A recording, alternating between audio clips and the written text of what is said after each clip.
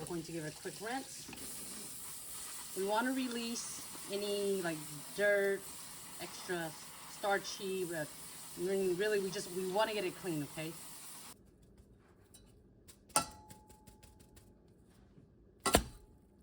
See, we got most of it out.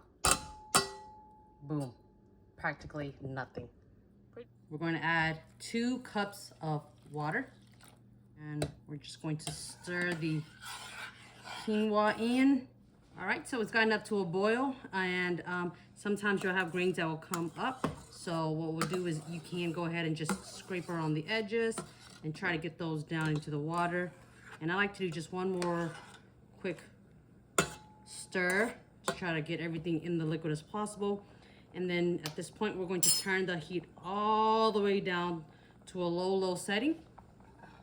We're going to put a lid on, and we're going to let this cook on low simmer for 20 minutes.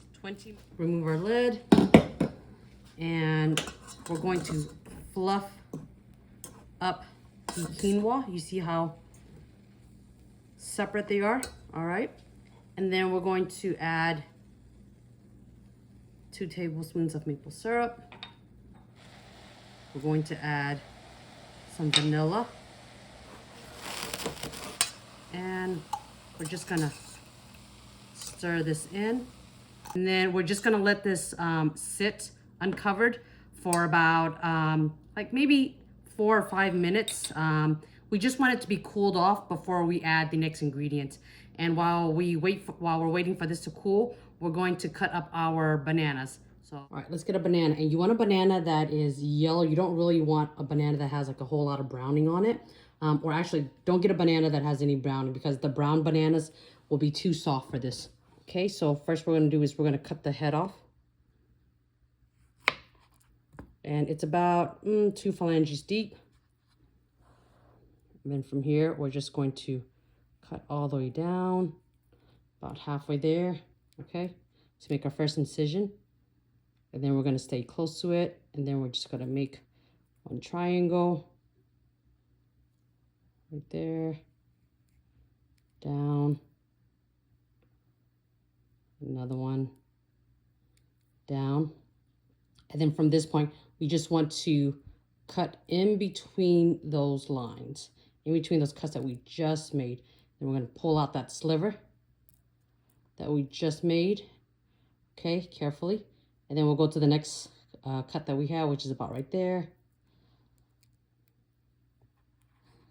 This here, and then we're going to cut a small, very thin triangle next to it. I mean, you can make it bigger, but the thinner one will show up a lot better. So we're not going to go too big.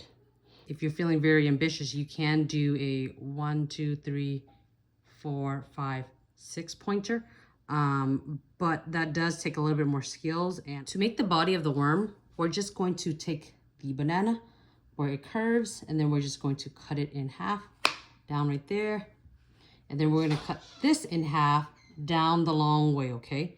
And you don't want to push hard because you don't want to smash your banana, but we're just going to cut it all the way down this way, like that. And we're going to rearrange these pieces on the plate. We're going to take some of our quinoa sand. We're going to put a very thin layer on the bottom.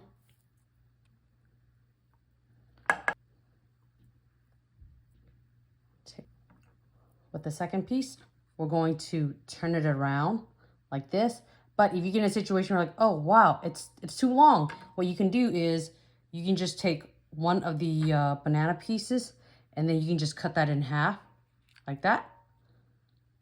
And then you're going to turn that around instead. And you want about that far apart from each other. See? So now it's starting to get a shape. With that other piece that you had, you're going to cut into a smaller piece.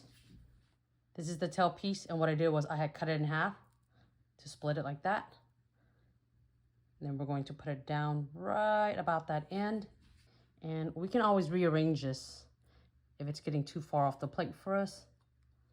Okay, like that. Then we're going to take some of this, more of the sand, and layer it.